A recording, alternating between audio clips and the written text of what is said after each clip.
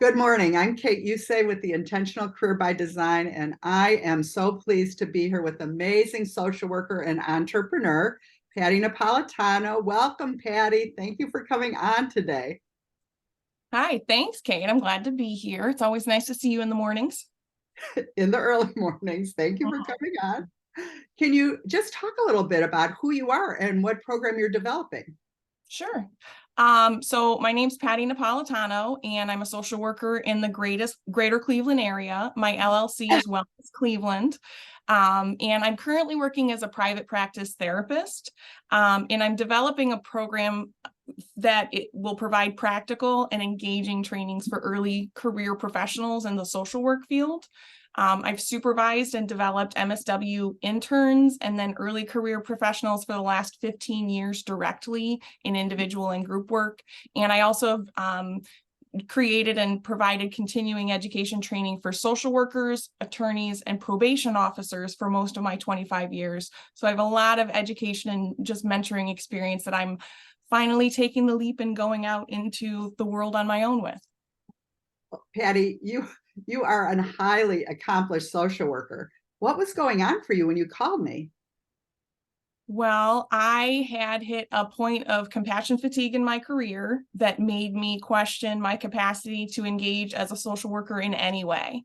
I had just felt like I've given my all to so many incredible programs that were wild successes, and then there's a door that closes. And then I go to something else and I'm wildly successful, and there's a door that closes. And I'm just left every time kind of unawares.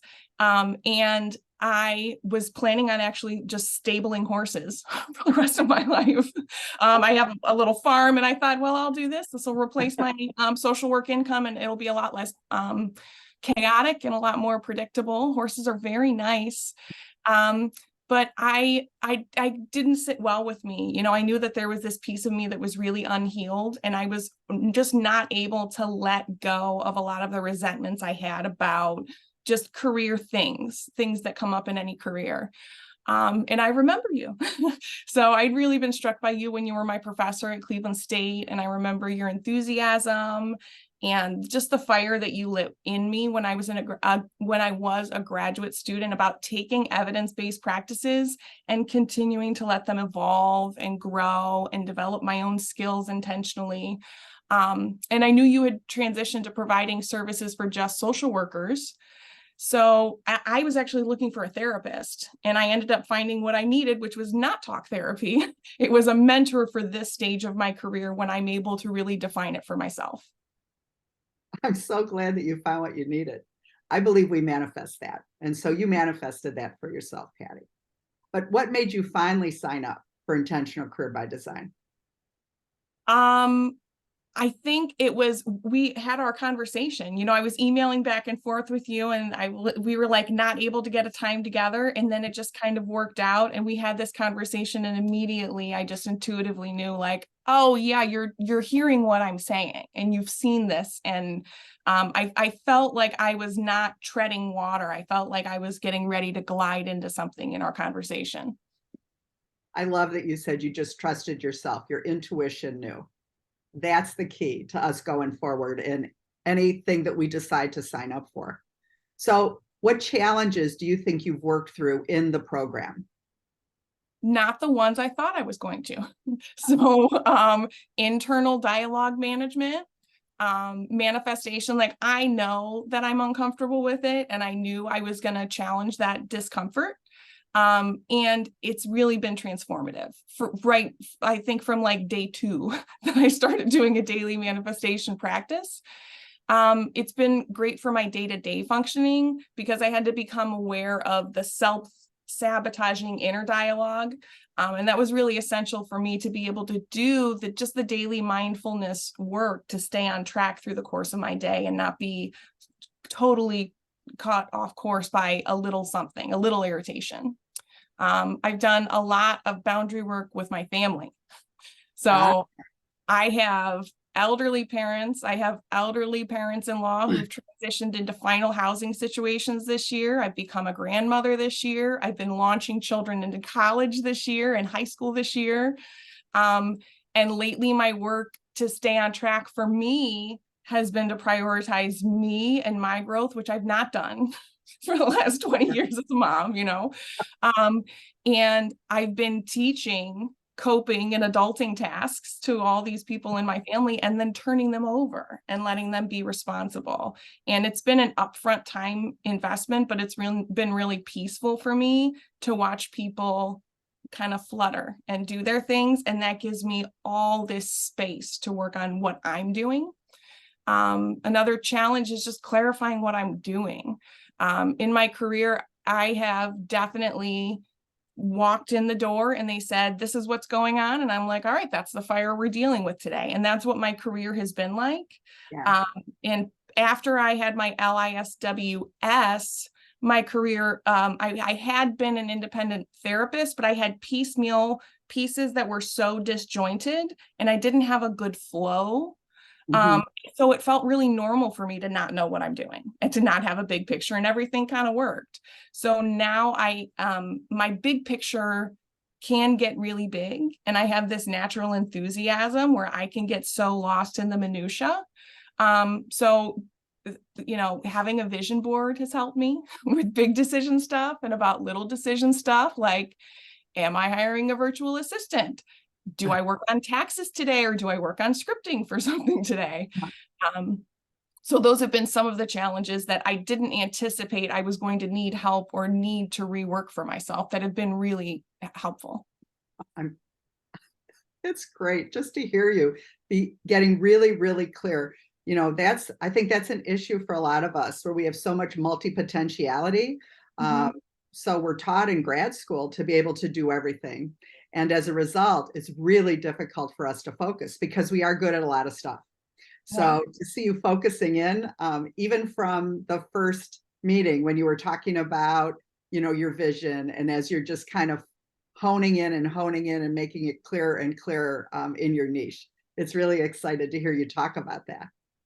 So deep breath. What is it like for you now? So before, I was working 2 days a week as a private practice therapist, and I was planning on stabling horses. And that was my interest in social work. I wanted nothing more. So now, actually, this week, I'm doing a final edit of my syllabus for the MSW course I teach as adjunct faculty at Cleveland State University. And I'm feeling really confident about the start of the semester. And that's not usually how I feel the week before things launch. I'm adding a 3rd day to my practice, and I feel really good about it. I still have time for all the activities that I love. Every day I'm either hiking or golfing or swimming or doing puzzles and art with my family. And I'm able to see my long-term goals, and I'm able to make like little weekly and daily tasks intuitively to fine tune and stay on track. So I'm just moving incrementally closer to creating this income stream from this vast knowledge that I've attained from 20 years of direct service. I love how focused you are, but also consciously working step by step, not grasping like, oh, I want to hurry up. No, I have my income and I'm building this and I can see my financial model. That's exciting. I'm so happy for you. So what advice would you have for social workers who are hesitating to take that next step, change their life, right? Yeah. Design their career? I would say, I was talking at the Cleveland Institute of Music yesterday, which I thought of you because I get so excited when I'm there that I'm like, oh, and I could be here and I could have, and I'm like not getting lost in any of that anymore. I can be excited and imagine and then let go of it. Yeah. But they also were speaking about this, like, what advice would you give for someone who's hesitating to take the next step, and looking for mentors? And I would say, when you see someone who's Yo-Yo Ma and they're performing at this amazing symphony, or you're at a conference and you see someone who's so inspirational and they're giving a keynote address, it seems like that's destiny. It seems like, well, of course they were always going to be that person. It was really clear from the time they were 3 and they were composing on their own, but they didn't have all of these things line up right at the beginning. In whatever career you're in, whatever field you're in, your career starts when you determine what your goal is. You know, like in an undergraduate program, students go through these predetermined courses. They don't really know what they want to do, and they just kind of figure it out what kind of fits as they go along. That's education. And our entry-level jobs for BSW and MSW social workers have the same format. So that's still education. Like, you're going to be here and you're going to be a part of the machine, and then maybe you'll be a supervisor, or maybe you'll be a therapist. And that's pretty much the career mentoring that goes on in social work. But people who move beyond that are people who ask the questions, what do I want? What are my skills? What do I not want? And who are the people I need to ask questions to see what I don't even know to ask yet? And then they develop a plan to accomplish those things. So where I am right now is developing the plan, and the persistence is not, and that's not where I would be. Like, we're past the midpoint, we're almost to the end point. I didn't know where I would be at the midpoint, which is kind of the point. Now in my mastermind group, I have other people who are going through the process, and they're sharing their bumps and victories. And it's like, it's a wonderful encouragement. It's a practical support. And they're women that I really hope to continue to develop relationships with. So the advice I would give is, if you're ready to not be where you are, step forward, because you're going to get the support you need to develop your plan. Thank you, Patti. I'm so excited also that the mastermind group is taking off, and that you folks have embraced it. So is there any last thing that you'd like to say? I would like to say that what's helped me most has probably been the peer support. And this mastermind group is really going to be so helpful. I'm in a place in my career that's so independent that it's kind of lonely. You know, I made the decision to leave education early in undergrad and join social work, largely because of the satisfaction of the teamwork. And then as my skills have developed, I have, just as a matter of course, been more and more specialized, and therefore more isolated in what I do. Yeah. So I didn't have a comparison for like what I'm good at.